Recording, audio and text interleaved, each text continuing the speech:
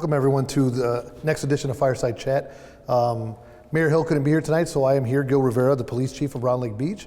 I'm joined here with Kevin Boyso, our finance director. And today we will be speaking with Edith Makra.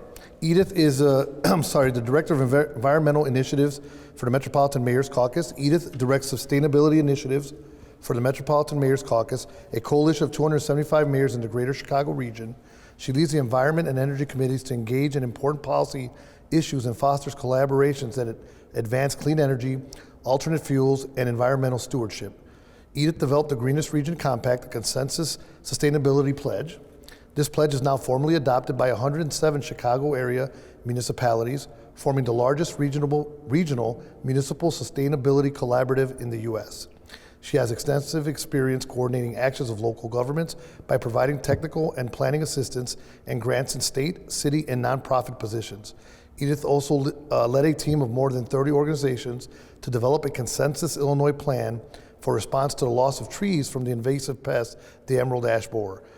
She has a Bachelor's of Science in Forestry from the University of Illinois and is an International Society of Sustainability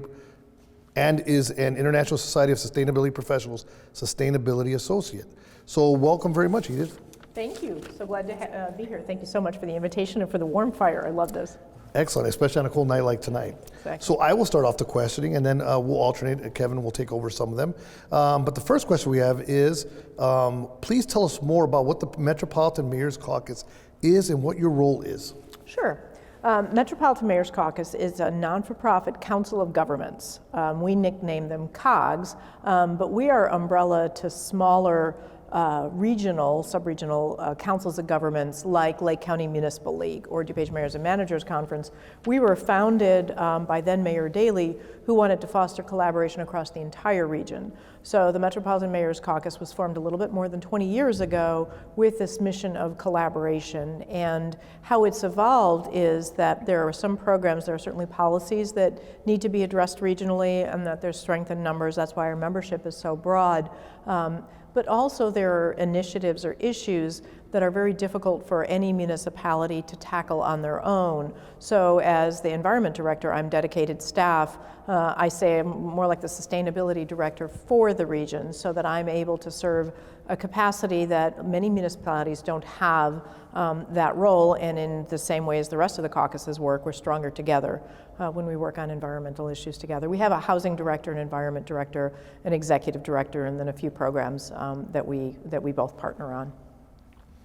What are some initiatives you have seen great success with?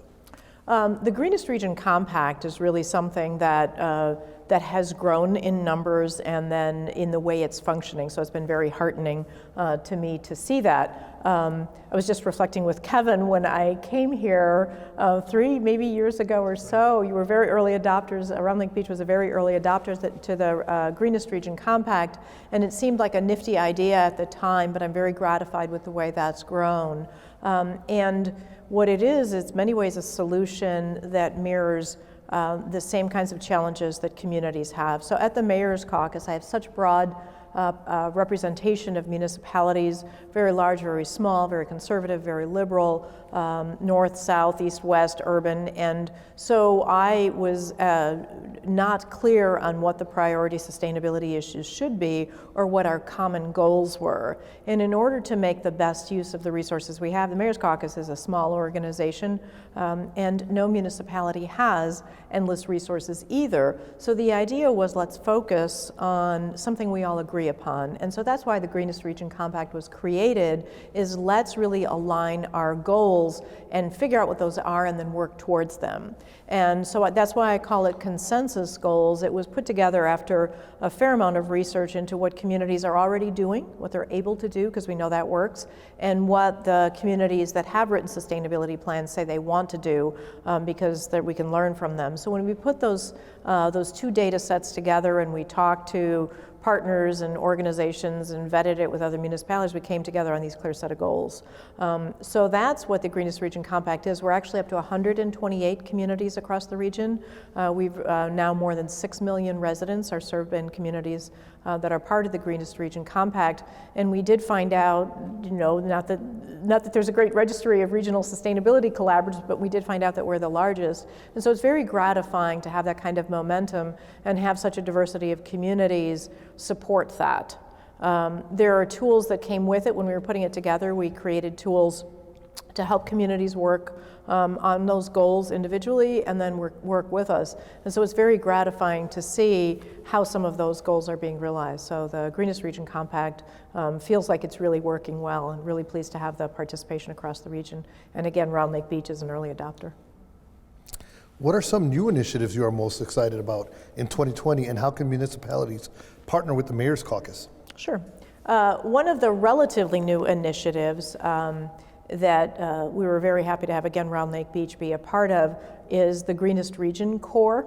And as I said, we don't have a lot of resources, nor do most of our member municipalities. In our 128 communities in the Greenest Region Compact, how many do you think have full-time sustainability directors? Guess. I would say none. 3. 3, okay. 3, so really small numbers there, and we recognize that. And one of the solutions, one of the goals in the Greenest Region Compact is to demonstrate sustainability practices by doing. So what leadership can you show as a municipality? And one of the solutions, it was actually my colleague Aaron Newman from the US EPA who came up with the idea of a corps that would be trained by us, and the US EPA offered to help and has been a tremendous partner, and then supported by the AmeriCorps program. So the AmeriCorps program is often described as Domestic Peace Corps. That's actually the button on the pin on my lapel, where there's an opportunity for people of all ages to provide service to their community. So to give back, it's more or less a year of service. Many people are starting their career in sustainability or want to, and we actually have some career changers this year, so I can't say young people anymore. But leveraging the resources that we get from the AmeriCorps program, where there's a cost share with municipalities, and then the collaborative training, we've been able to provide staffing to municipalities, and it was just a thrill to have such success with the Greenest Region Corps program in Round Lake Beach, and I might let you talk a little bit more about that. That program, while new, we've just launched our second Corps, so we have 12 new Greenest Region Corps members that are serving in communities, again, across the region, north, south. I even have one working in my office, and that's great. I love the extra help, and they're really happy to be getting the experience in the field. One of the other programs, and these all stem from the Greenest Region Compact, so really everything that we do, we reflect back on this sustainability plan and look for common goals and what we should do and opportunities to align with those.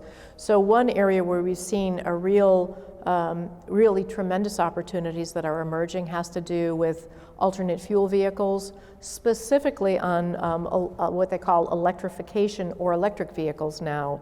There's been a lot of popular support for it. There's current legislation called the Clean Energy Jobs Act, pending legislation. It's a proposal right now that would release lots of funding for electric vehicles and electric vehicle charging infrastructure in the region.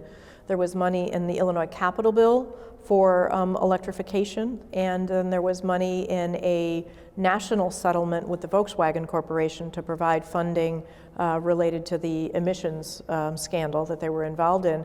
That's also available for electrification. So if all these resources are coming our way, we're just kicked off a project earlier this morning to prepare ourselves as municipalities for this wave of electrification, to help make sure that we know what we're doing when it comes to codes and practices and policies, and think through the planning as far as where to locate electric vehicle charging stations so that it really supports growth in the market and is most thoughtful and the best use of public resources.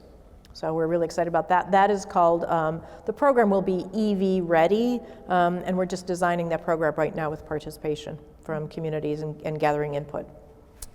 Well, that's actually very exciting, and I would say this much, you kind of already answered some of this, but are there any other initiatives or grants that can be accessed through the caucus? Sure. And the caucus, because we're small, but we still find opportunities to leverage grants that we can make on behalf of our members. So some of those that are very practical, where we partner actually on public safety, which is part of the Greenest Region Compact, if you can believe that. So ensuring the health and welfare of residents is a part of the sustainability. So we're talking mostly environmental initiatives, but true sustainability involves initiatives and programs and decisions that benefit people, that are economically viable, and also protect the environment. So public safety is a big part of that, and we do make grants that we partner with Commonwealth Edison, and make very practical grants for the purchase of public safety equipment that we're happy to share. So that's one of the grants. We tie that to the Greenest Region Compact just in the way we evaluate. So communities that have adopted the Greenest Region Compact get some preference just in terms of the decision making. Some of the other resources that we're looking to leverage are the Greenest Region Corps grant. We've tried for pollinator grants. We're still trying to get pollinator habitat money where people where municipalities could do demonstration projects if they wanted to for monarch habitat or for other types of pollinators. So those are the types of grants and resources that we're working on. There's one other one which isn't a cash grant, but we are working with an organization called the Global Covenant of Mayors for Climate and Energy, and we're really thrilled to be one of 4 regions that are selected in the U.S. to demonstrate regional climate planning. There are some 10,000 cities around the world, and so the Greenest Region Compact comes to this partnership with our 128 communities. We're joining as a group, and so we get resources that are available to the entire region through that really unique partnership.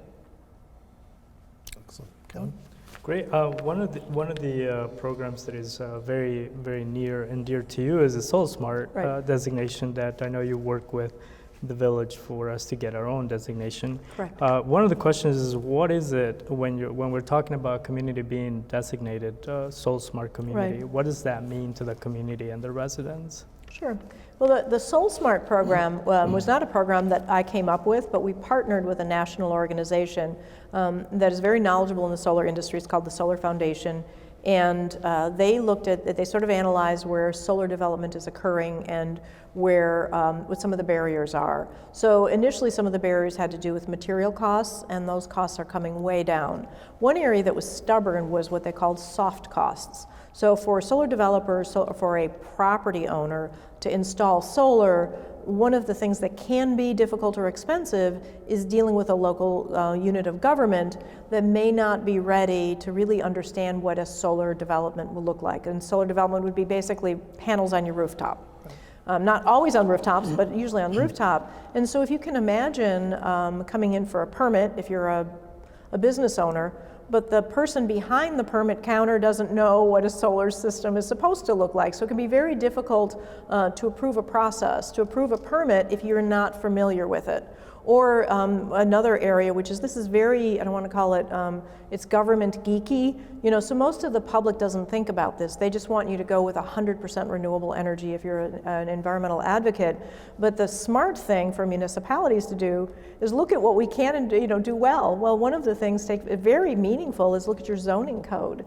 And if the zoning code isn't clear or somehow accidentally prohibits solar development because your zoning code might be outdated, and solar is a relatively new technology to be in, to grow in the way that it's growing, that you just need to get that language caught up. So the Soul Smart program was a really clever way for aligning all of those processes internally that provided streamlined solar permitting, training, and practices, including zoning code review, so that when solar developers came to your community or when a property owner or homeowner said, I would like to install solar, we, on the other side of the counter, if you will, knew what to do. Right. So that's really a program, and another superlative. We're very proud, and I really go back to the communities that were able to come along with us. The Mayor's Caucus got a grant, and we were a partner to the Solar Foundation, where we were trained on how to lead communities through.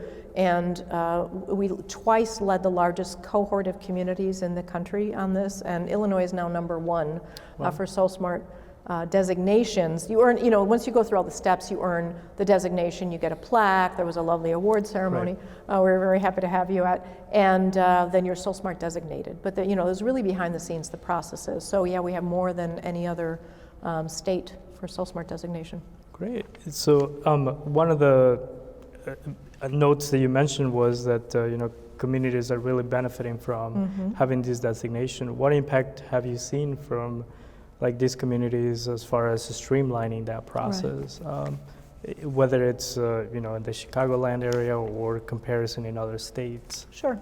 And so it's been beneficial on a number of parts, if you will, really, the three pillars of sustainability, which is environment, economics, and then people. And so if you want to break that down again, this is all very behind the scene, but the results have been brilliant, if you will. So for people, we've heard from some communities where the process, once it's all figured out and you've kind of done your homework and your planning and you know how to approve permits, it's much easier for building departments to review permits. So it's made their life easier. Other communities are tracking the investment. So where Soul Smart, we're not just asking the municipality to build their own solar developments, it's making it easier so those that want to invest in solar can. And so for one example is just to the south in Hanover Park, they were the ones who tracked the investment, the commercial investment, as a result of the Soul Smart development. And so I think they were in your class, so they were in the first cohort. They were. They had $500,000 in development that came to the village as a result of their Soul Smart. They even tracked how much in terms of permit fees they were getting. And then environmentally speaking, again, really looking to have renewable energy be a part of the climate solutions and a part of us being sustainable moving forward. We've seen some communities that have seen a 3,000% growth in solar. That's Schaumburg, just to give a shout out, that again, in less than 2 years, just because of going Soul Smart. Wow. So I want to ask how's it going in Round Lake Beach for solar permitting? So one of the benefits that we had kind of going through this program was that our code book got sort of a professional review through this program, and then additionally we had our planning and zoning consultants review that information. And so we set up a website. While we have not seen as many or applications coming through or anything, we're ready for when that happens. And so we have a website that has a lot of this information very clearly detailed as far as what the applicants are required to submit. And along with that, our permitting fees also went in line with what the program has set out. So it has benefited in that way. So there's a website that we can refer people that are calling or companies that are calling, that we can say, here's the website, and the forms are already in compliance with the program, so they're all familiar with how this is done in other communities. So excellent work. I believe there has been maybe one application that has come in. So and I believe our planning and zoning consultants are reviewing that. So. Well, from what we've heard, once the developers sort of discover a community, then there is well publicized who the Soul Smart communities are, that grows very organically. So once they start working in the community and neighbors start to see it, and then there's more activity, so that's really, that's coming yet for you. Got it. So the next set of questions are related to the Green Regions Compact, and one of them being the framework. That was created. So could you tell us more about the GRC framework, if you will? Thank you for that question. So I mentioned the Greenest Region Compact, and these are the consensus sustainability goals. And I also mentioned this great research that we did, extensive research, that tallied up what communities are already able to do. And so Tree City USA, your Tree City USA, right? Yeah? That would be, are we a Tree City USA? Tree City USA? No. You are not, okay. I should pick one that Round Lake Beach is recognized for. So this long list of environmental achievements, we tallied and looked at what communities are already doing. And we have that, all this vast research, and we found most communities are actually doing sustainable actions. But got this long list and said, these are programs that already work and they align with our goals. And then the second part of the research was all these sustainability goals that are already written into plans that have been done by other communities. There were some 30 plans. And when we kind of put it all together, we looked at, there are common goals related to greener fleets, municipal fleets, safety of residents, access to local food, renewable energy, water conservation, all of these issues. We organized them into what's called the Greenest Region Compact Framework. So I describe it as like kind of like the food pyramid. So at the base is all of these ideas and strategies, and at the tip are these common goals. This is the Greenest Region Compact goals. And those goals exist on 2 sheets of paper. So basically when we ask for a community to support the goals, the municipality's village board or city council passes a resolution. So that's the compact. All that rich ideas that we have is what the framework is. So they got organized and streamlined into the framework, and that's the document. It's a long list of community-based activities that also work regionally. That could be, if you take action on that, you can sort of see your progress towards those goals. And if you take, for example, the Soul Smart work, before the Soul Smart program was launched, we had in the Greenest Region Compact common goal to advance renewable energy and to enact policies that advance renewable energy. Some of the actual strategies in the framework, that tool, were clean up your codes and processes. Right. And so those actions kind of fed into the goal. And for a community, that framework is set up as a checklist where you can do a self-assessment and say, we've done that, and we hope that's how it works. And because we did pull from that long list of actions that we know communities are already doing, most communities look at that and say, we do pretty well on this. You know, it's a self-assessment, but there's many more things that we can do. So that's how the framework works for a community. We use it regionally as well to kind of double check back and say, okay, we're on the same page. Is this something I should be doing? There it is in the Greenest Region Compact. We'll go forward with it. And in that same, with that same program, has there been any sort of success stories that you would like to mention as far as how the program has been used or the framework has been used after it's been adopted by that community? Sure. And so really, again, gratifying when I launched it that I thought this would be a great workbook, if you will, for communities to do their own sustainability plan. And what we're starting to see now is that communities are using the Greenest Region Compact. Almost of the communities that I hear from, and there are dozens that have done that self-assessment piece, and that's encouraging. So we do have communities that have said we've used that. I have done some workshops. In fact, we were up here this summer in nearby Grays Lake where we had a workshop, and we had communities presenting on how they were using the Greenest Region Compact framework. And I have some slides where I have some communities that have done the Greenest Region Compact framework exists as a tool. I call it basically an Excel spreadsheet. And so if you're Excel savvy, you can go in there and manipulate it and print up reports and everything. So we have some communities that have done that, and I have other ones where the village manager has passed around the Greenest Region Compact framework and penciled in, do this, right. We've done this, and those are both really useful. It's, the Greenest Region Compact framework is supposed to be useful for the community first. One of the successes there just in using the framework, it was embraced by 2 regions. So in the south suburbs, 2 organizations have come together. They're really supported by higher education.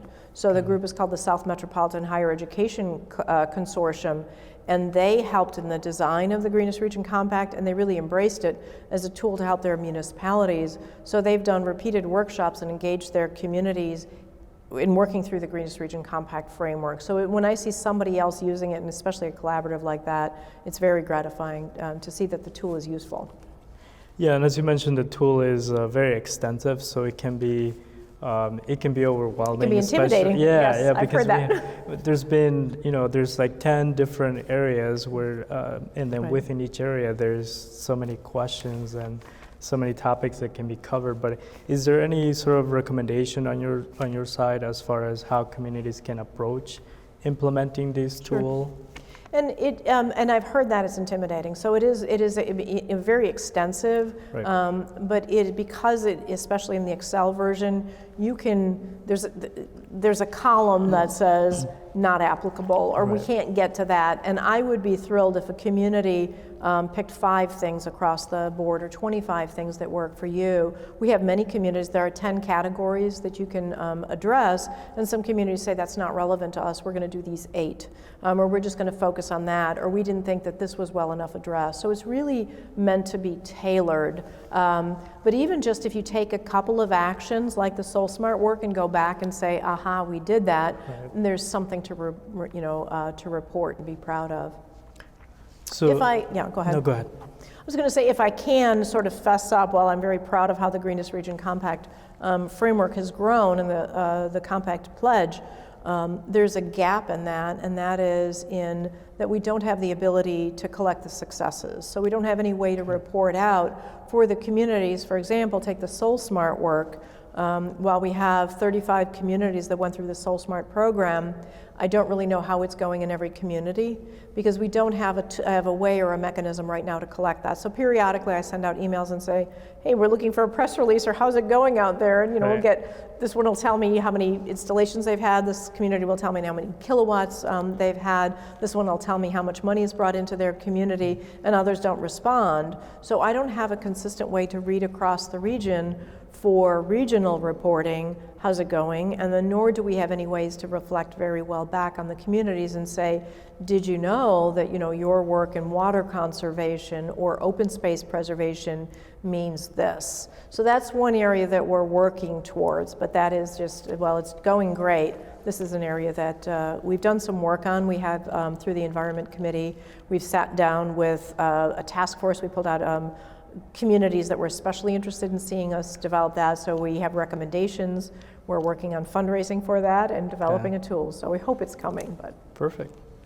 So the next program that we would like to ask questions about is the Green Regions Corp. And so last year we had a member participating with us, and I just want to give a shout out to Desiree, who did an excellent job with the village here.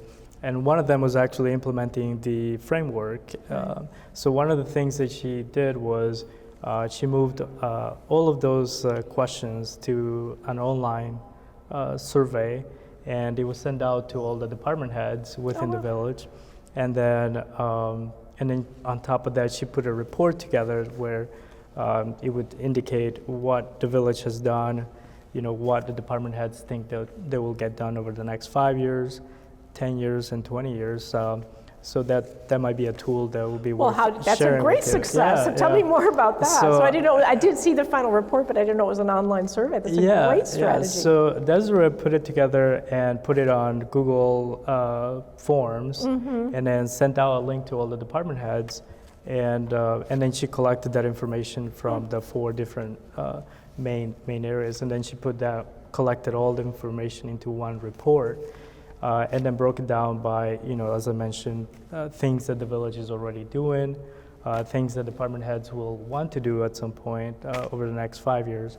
And there might be some things that the village are not applicable to within the village, but definitely one of the, one of the highlights of her working with the village here. So. But one of the questions that we have is, if you can tell us more about the Green Regions Corp initiative. Sure. And so I spoke about that a little bit in the beginning, how that's a cost share program with the municipalities. This is relatively new. But the Mayor's Caucus is considered a program manager, and we apply to the AmeriCorps program, which is managed in the state of Illinois. It's federal funding. And it's competitive. My application is actually due on Thursday, so we're happy to have you on board for next year too. But we request funding from AmeriCorps, and then if we're awarded the grant, then we're able to work with you, in advance to make sure that there's host communities that are interested, and I request by the number of positions and what I think everybody will be doing, and then when the funding comes through, and I'm optimistic that it will be funded for a 3rd year, and then we're able to work collaboratively with municipalities to fill those positions. We hire regionally, so we hire for positions in the core, and as you know, we just post here's the positions that are open, and here's what that job description looks like. And so again, we're getting some, only our second year, but we're getting some really strong candidates, so we're very happy for that. And then they work independently in a municipality, so after some initial training, Desiree just came to work here, and you took it from there, so I'm going to give you credit for the great work that she did. Well, she definitely worked closely with the village administrator and also our public works director, and we had also an intern working with public works, and they really three outcomes that we got out of this program for the village that benefited was, one was implementing the framework, the other one is a sustainability plan, and then just updating a lot of the Soul Smart on their website, and kind of getting a lot of that website updated with all of this information has been really helpful for the village. Now, big project was the wetlands plan too, wasn't it? So which is part of that sustainability plan. So, which actually I believe it made it into the comprehensive plan. So, it's good work. Yeah. So a lot of work that was done within those 9 months. That were. Yeah. And very professional, I have to say that was, we did a report out to the US EPA after the conclusion of the first year, and we were extraordinarily proud of the work that you and Desiree did here in Round Lake Beach, so congratulations. Thank you, and thanks for your help. Talking about these partnerships, who are the partners when you're talking about the Green Corps program? Right. So the partners in the funding, like I said, it comes through the state of Illinois. The host organizations, we had initially designed this to just serve municipalities, but it was actually that partnership with the South Metropolitan Higher Education Consortium, that one that I said is doing such a great job in helping their communities, and they said, could we get a core member? Because we serve municipalities, and actually there's nothing that says you can't. So this round, we have a core member serving in Lake County. We have a core member serving Cook County that is providing municipal assistance, and we have a core member working for SWALCO, which is the Solid Waste Agency of Lake County. So we think that that's a good use of the core members' time, and they're collaborating along with the ones that are serving in municipalities. And we're very grateful again to have the partnership of US EPA in terms of providing professional technical training to the core members. And we've just had great support from some of the other not-for-profit groups and universities that are interested. So we have talked about how the village of Round Lake Beach benefited from the program. How do other communities have benefited from this program? Well, it's and I would say in terms of the products, so that wetlands plan was really good. So you guys really, I thought, probably had the best outputs in terms of just documents that we can point to others and show. We did have. In South Barrington, our core member did a tree inventory for the municipality. Again, it was a project that was just back burner that they wanted to get done. In Evanston, they created a sustainable business plan, a recognition program for asking the asking the businesses to take a few sustainable measures that were in line with what the city wanted to accomplish, and then providing them with some recognition for that. So that was a really creative program.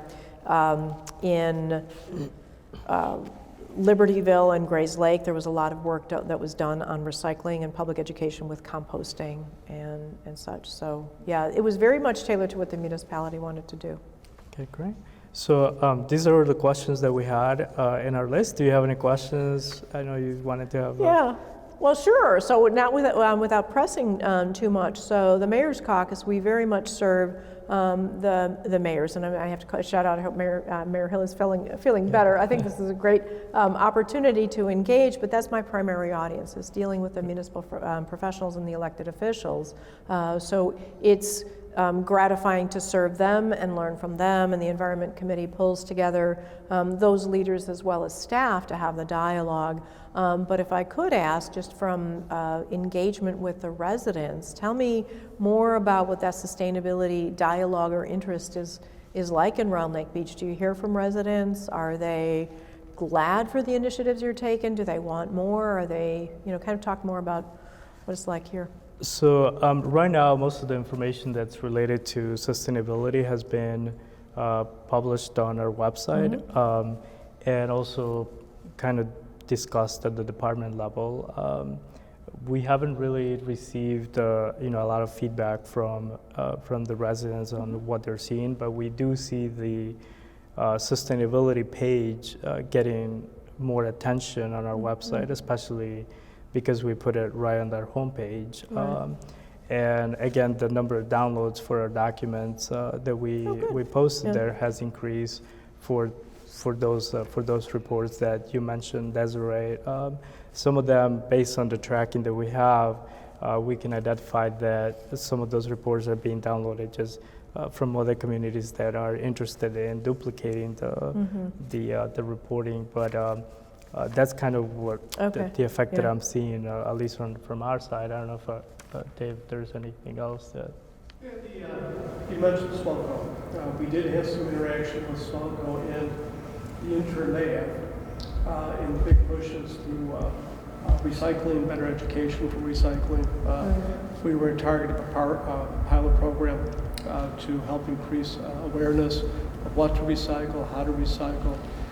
So we have been doing that study. In fact, we're going back out with Swalco with the assistance of their intern to go back out to see what the effects are, and did it stick with the residents to recycle smart.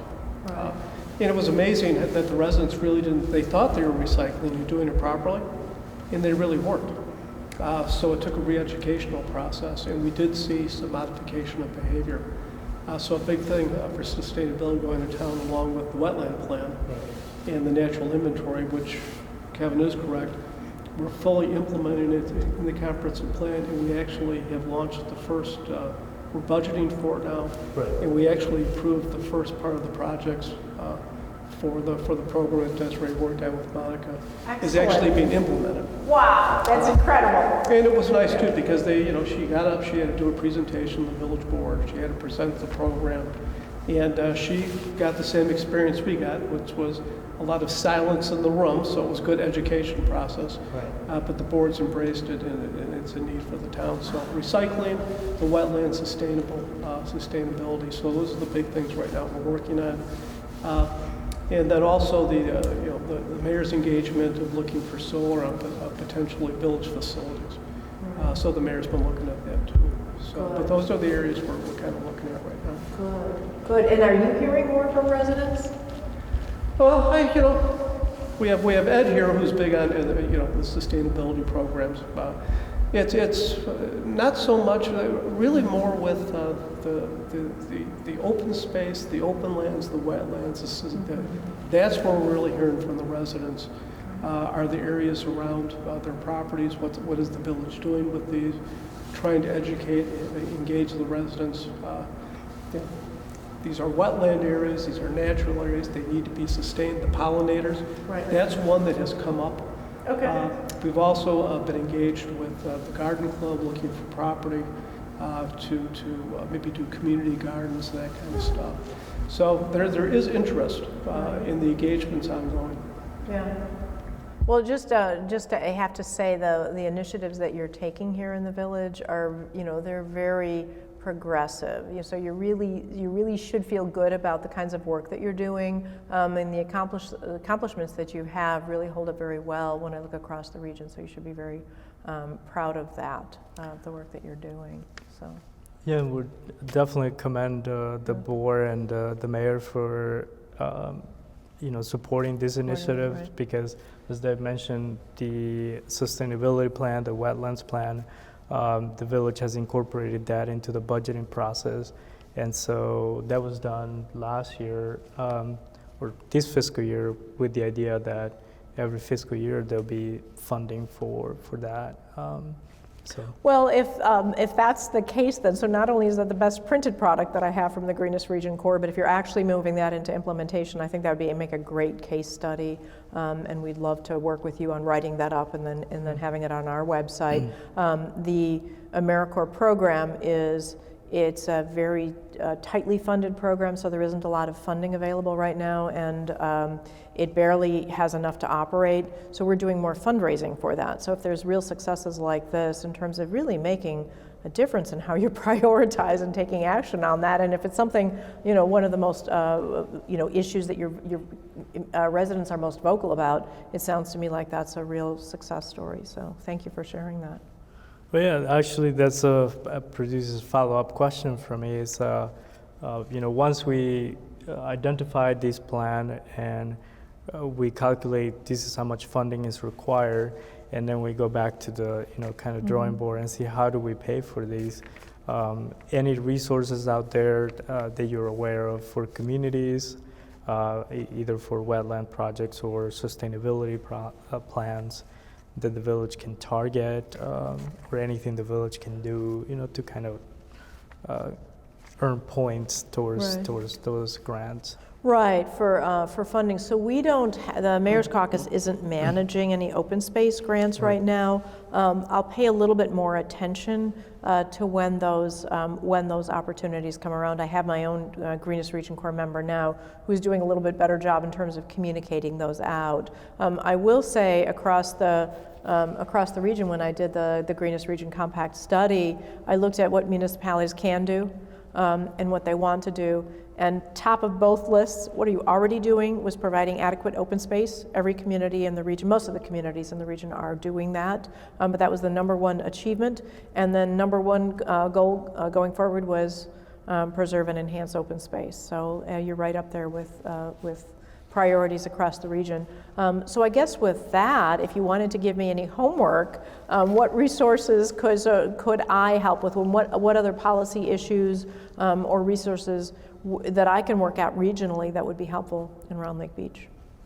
So to all of you, I guess I would ask that. We can certainly follow up with, especially when it comes to the funding part, I can speak to that, planning and budgeting for that. As you mentioned, municipalities don't have endless resources. Right. And so planning for that and working with you to identify those funding sources would definitely be something that we would be interested in following up with you. Great.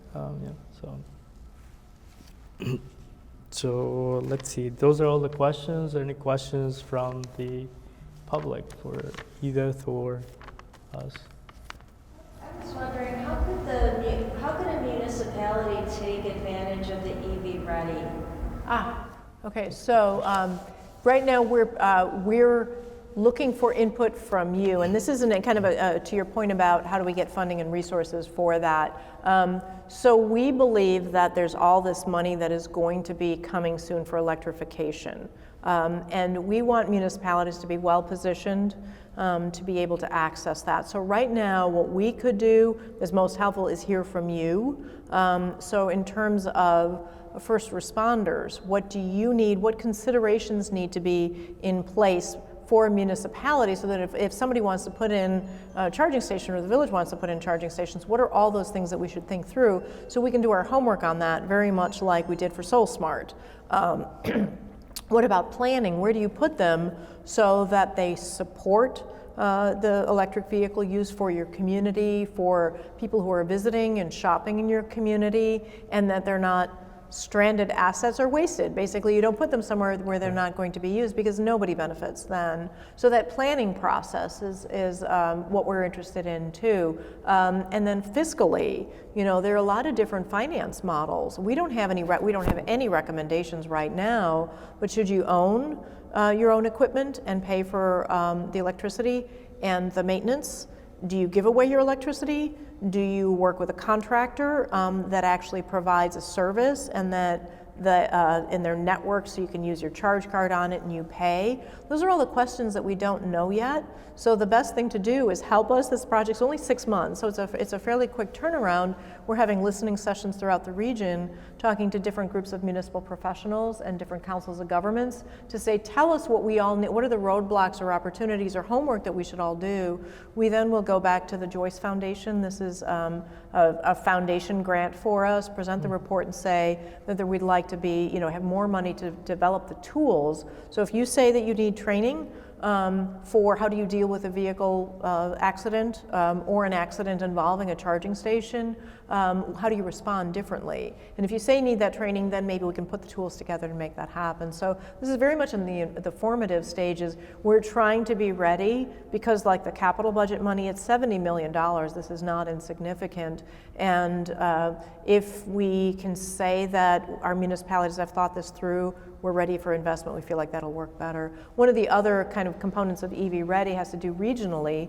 So some municipalities are already going out and buying these things. Some of the counties, I think Lake County has 4.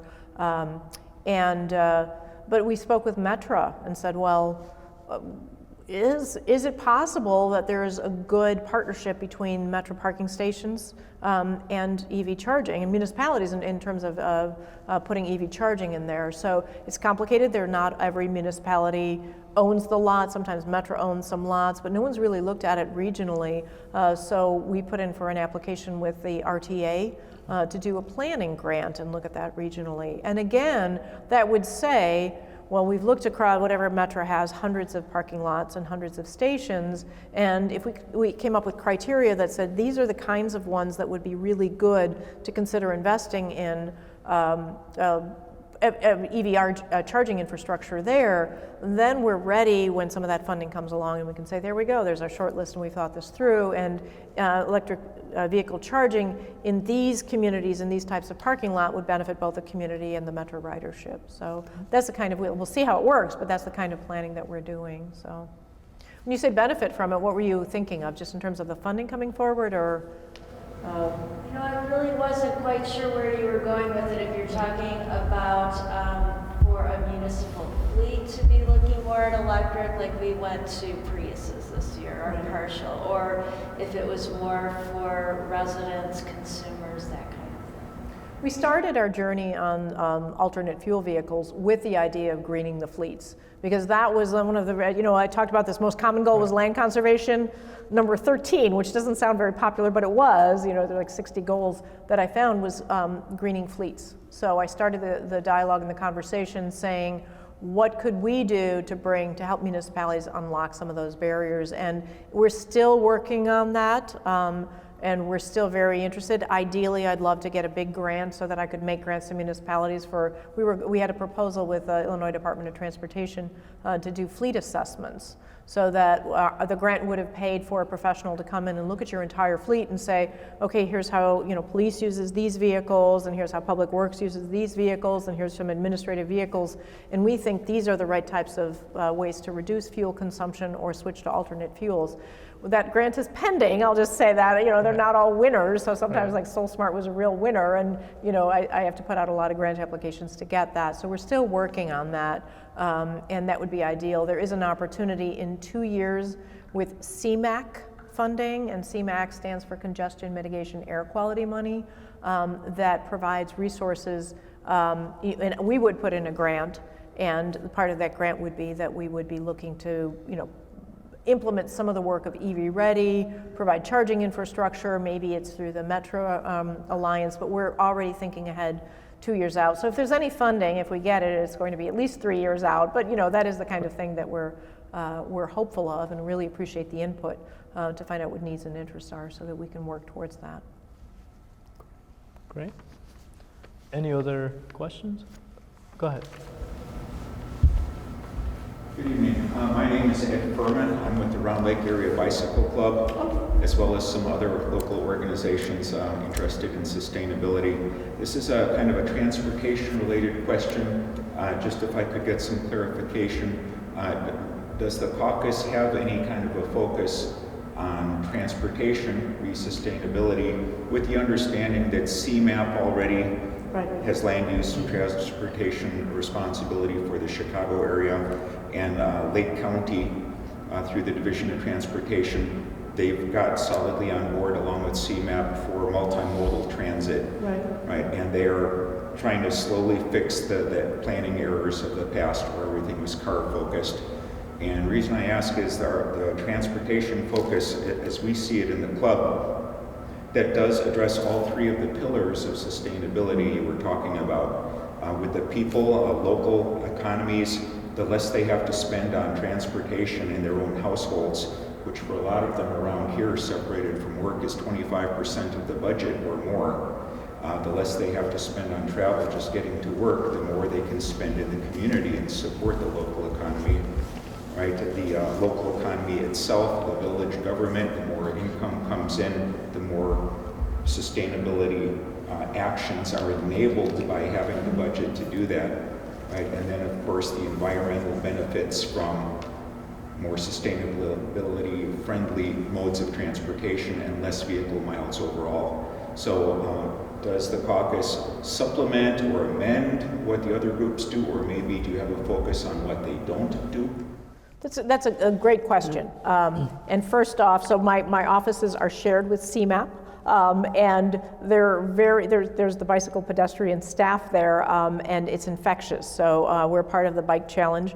I bike to work as long as I can throughout the season. I bike to the Metra station for that. So very supportive of it. Because we're so small, the caucus really only has 5 staff people now, and we're not all working on sustainability.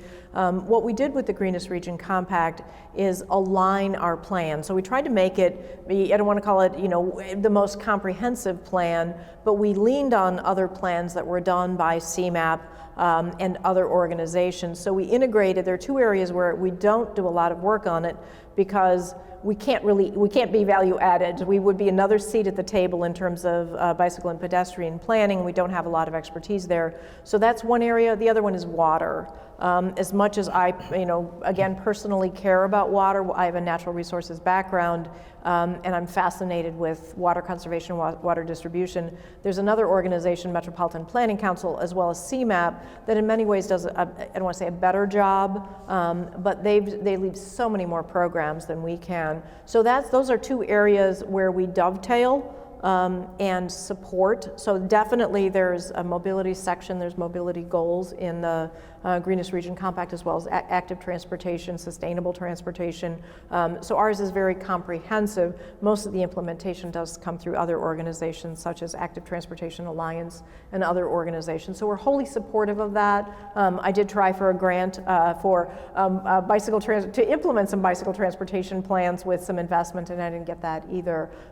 So it's more just a matter of kind of putting resources where we have the ability to make a difference. When I started working on municipal fleets, I don't really have anybody else advocating for trying to get that funding or trying to get resources and remove the barriers on municipal fleets. So those are areas that I've been working in. On clean energy, there's just so much pressure and opportunity that's another area that's taken a lot of my time. If there's something that we can do to be more supportive, certainly would love to hear more about it. If the Greenest Region Compact framework needs some fine tuning, we're always happy for that input now. So I will say, kind of, if I can circle back to that regional climate planning opportunity, one of the things that we're doing now is, as part of this regional climate plan, and the best way to kind of describe it is that we have this foundation of the Greenest Region Compact framework, and what I found is that municipalities are sustainable. It's actually 81% of the municipalities in our study are taking sustainable actions in a substantial way. There's